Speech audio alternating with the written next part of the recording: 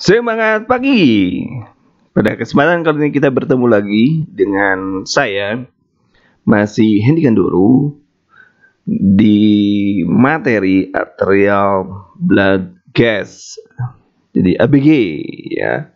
ABG biasanya keluar di uji kompetensi, di SKB juga biasa keluar, juga di P3K kemungkinan juga keluar. Karena tahun kemarin dan tahun sebelumnya ada juga yang keluar, ada yang mendapatkan ABG. Maka Anda harus bisa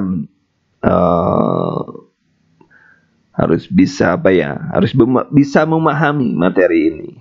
Akan saya coba jelaskan yang lebih mudah. Pengertiannya merupakan tes untuk mengukur kadar keasaman atau pH dan kadar oksigen serta karbon dioksida di dalam tubuh. Pengertiannya, kemudian darah yang dipergunakan untuk tes ABG ini diambil dari darah arteri. Jadi kemarin ada pertanyaan, tempat pengambilan darah untuk spesimen ABG adalah, Anda kan harus sudah tahu sekarang bahwa tempatnya adalah arteri. Ya. Kemudian tes ini dilakukan untuk memonitor beberapa kondisi yang dapat menyebabkan komplikasi serius terhadap kesehatan, terutama pada individu yang mengalami penyakit kritis.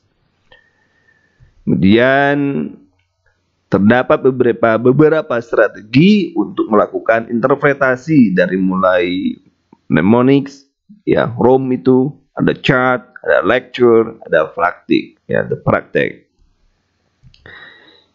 Langkah-langkahnya atau langkah menginterpretasi ABG adalah, yang pertama, Anda harus mengetahui nilai norma dan nilai tidak norma.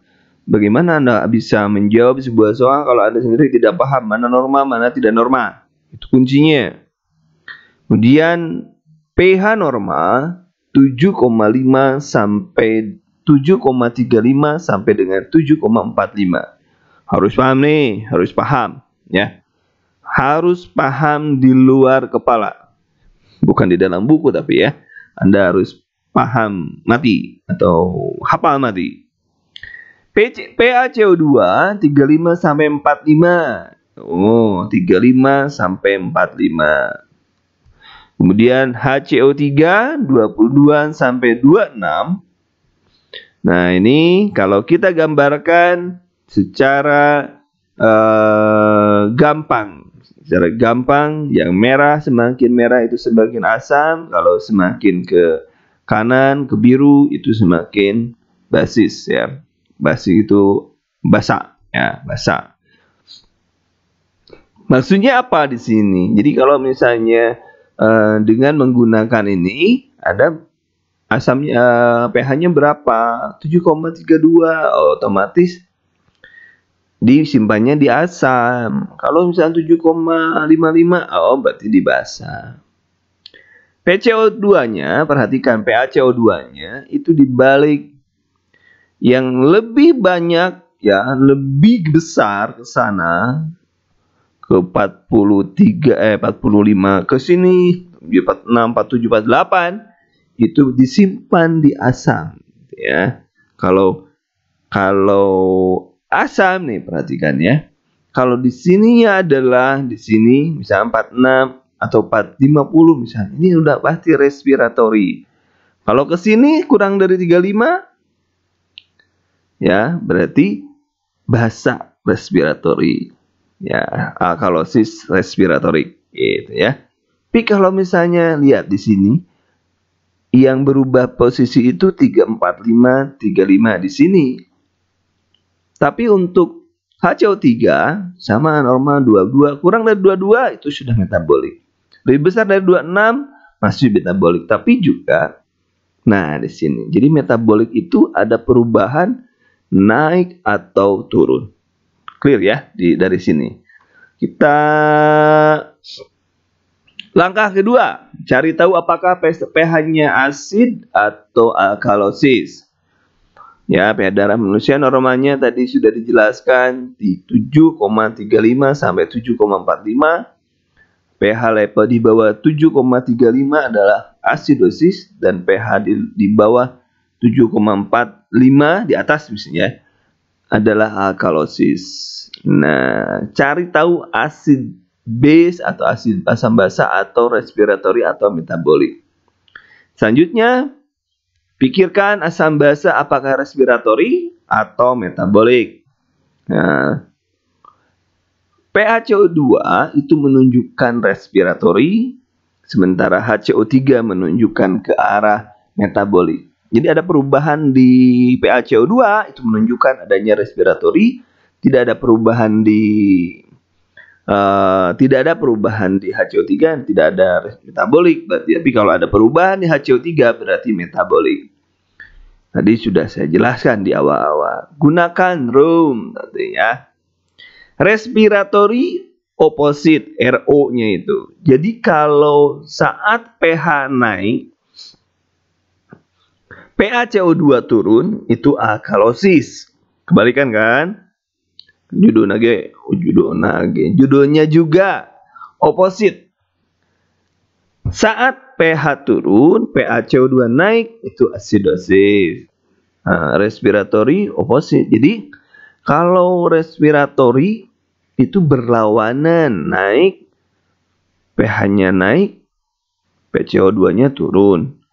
pH-nya turun, PaCO2 naik, itu respiratory.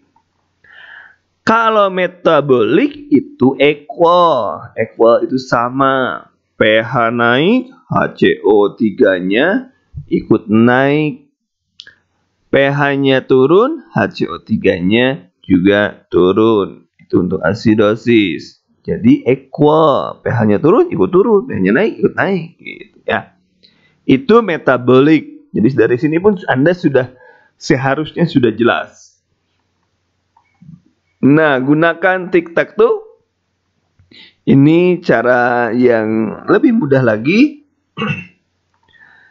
Nah, asid, norma, basis, basa. Jadi asam, norma, basa. Nah, di sini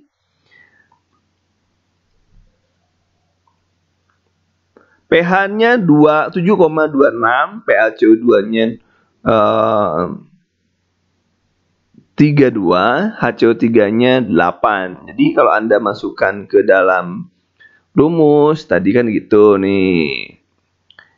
Nah, gini. pH 7,26 rendah. Masa pH-nya di sini? Berarti ROM kan? Kebalikan, berarti PaCO2-nya di sini, di basa, yang dibesar. Berarti kemudian PaCO2-nya adalah rendah, maka tempatkan di sini, di base, ya, di base, di basa kan di sininya. Asam kan kebalik nih, yang ini nih, Anda perhatikan yang ini nih. Berarti di sini, di base. Kemudian HCO3-nya 18, berarti rendah. Tempatkan di asam.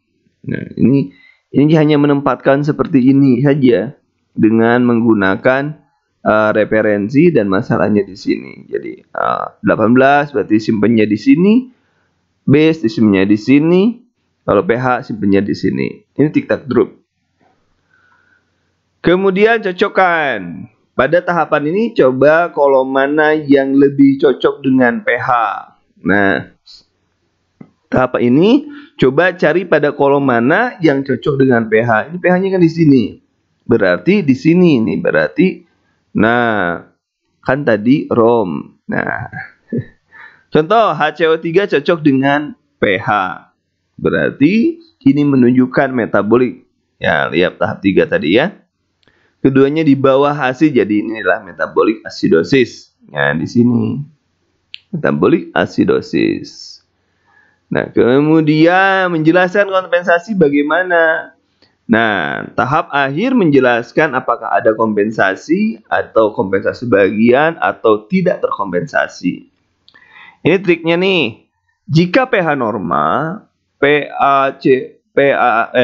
normal, PaCO2 dan HCO3 abnormal, itu kompensasi. Jika pH abnormal, PaCO2 dan HCO3 abnormal, kompensasi sebagian. Jika pH abnormal, PaCO2 atau HCO3 itu abnormal, tidak terkompensasi. Jadi kalau terkompensasi itu pH-nya normal. Kalau yang tidak terkompensasi pH-nya abnormal, sama dengan kompensasi sebagian. Lihat di sini PaCO2 dan HCO3. Di sini PaCO2 dan atau yang tidak terkompensasi adalah atau jadi bisa salah satunya, ya bisa salah satunya saja. Jadi kasus ini adalah metabolic acidosis, tadi sudah jelas, terkompensasi sebagian. Kenapa sebagian? Karena PaCO2 dan HCO3-nya abnormal. Nggak percaya? Nah, ini kan abnormal dua-duanya. Ini di sini abnormal, di sini juga abnormal. Normal kan di sini. Gitu maksudnya. Begitu maksudnya. Nah, itu ya. Selanjutnya kasus 1. Nih, kasus 1. Silakan Anda kalau mau mengerjakan, saya berikan kesempatan untuk mengerjakan beberapa menit sampai dengan 1 jam. kehabisan waktunya. pH-nya 7,44. Di mana simpennya? Berarti normal kan? PaCO2-nya 30. 30 itu abnormal. HCO3-nya 21, normal enggak? Abnormal. Jadi gimana abnormal dan abnormal? pH 2 normal. Nah, ini Anda sudah bisa menunjukkan terkompensasi atau tidak terkompensasi. pH normal tetapkan di bawah normal. PCO2 rendah ditempatkan rendah, base ditempatkan PCO di bawah base. Kemudian HCO3 rendah tempatkan di bawah asid. Kesamaan dapat dijelaskan dengan menggunakan pH, walaupun pH-nya normal, sedikit asam atau sedikit basa. Jadi kalau misalnya 7,44 itu sedikit mendekati 7,45. Jadi lebih cenderung ke basa. Pada kasus ini PaCO2 sesuai dengan pH PaCO2 ini menunjukkan respiratory dan keduanya di bawah basa. Maka kasus ini respiratory alkalosis. HCO3 juga abnormal pada saat ini pH normal, sedangkan PaCO2 dan HCO3 abnormal menunjukkan adanya kompensasi penuh. Oh, gitu ya. Jadi gini. Nah, di sini nih. Nah, kompensasi. Nah, tadi kan triknya sudah dijelaskan di depan. Silakan Anda bolak-balik ke atas ke bawah. Nah, bisa di-download dan lain sebagainya. pH-nya kan tadi slide, walaupun 7,44 di sini. Dan CO2-nya kan di sini, 22 kan? Nah, di sini. Nah, 30 bukan 30 di sini. Nah, di sini 22. Kan normanya di sini 22, di sini 21. Jadi abnormal. Dan berarti ini dan ini abnormal, berarti kompensasi penuh. Coba di sini tadi rumusnya, lihat lagi ke atas. Nah, ini. Dan pH normal, kompensasi full. Nah, walaupun tidak disebutkan penuhnya ya di sini. Ini jadi triknya yang ini yang harus Anda kuasai. Anda baca. Kita kembali lagi kepada tadi soal mana barusan. Kesimpulan, respiratory full kompensasi. Ya. Kemudian kasus kedua. Silakan untuk kasus kedua. pH 7,1 berarti sudah jelas asam. PaCO2 40, 45 kan, berarti HCO2-nya normal. HCO3-nya abnormal di bawah di bawah 22. Jangan lupa ya, di bawah 22. Nah, pH-nya rendah, asam. PaCO2-nya normal, di bawah normal. HCO3-nya rendah, ditempatkan di bawah asam. Itu. Nah, pada kasus ini HCO3-nya sesuai dengan pH. HCO3 menunjukkan metabolik. Keduanya di bawah asid, sehingga metabolic acidosis. PaCO2-nya normal. Ketika jika pH abnormal karena di bawah pH-nya asam dan salah satu dari PaCO2 atau HCO3 adalah abnormal mengindikasikan tidak terkompensasi. Gitu. Gitu kan? Ini norma-norma. Anda tetap ke rumus yang itu ya, yang tadi, yang 3 itu ya. Lebih mudah ini menggunakan ini. Asam pH-nya. Oh ini. Kalau ini dan ini di sini, PaCO2-nya di sini, berarti full kompensasi. Nah, gitu kan. Lebih mudah lah ya. Lebih mudah. Kesimpulannya tidak terkompensasi. Selamat belajar. Jangan lupa subscribe, like, dan share supaya saya, Andi Kanduru, bisa memberikan materi tambahan kepada Anda. Terima kasih atas perhatiannya. Kita ketemu di pertemuan selanjutnya. Assalamualaikum warahmatullahi wabarakatuh.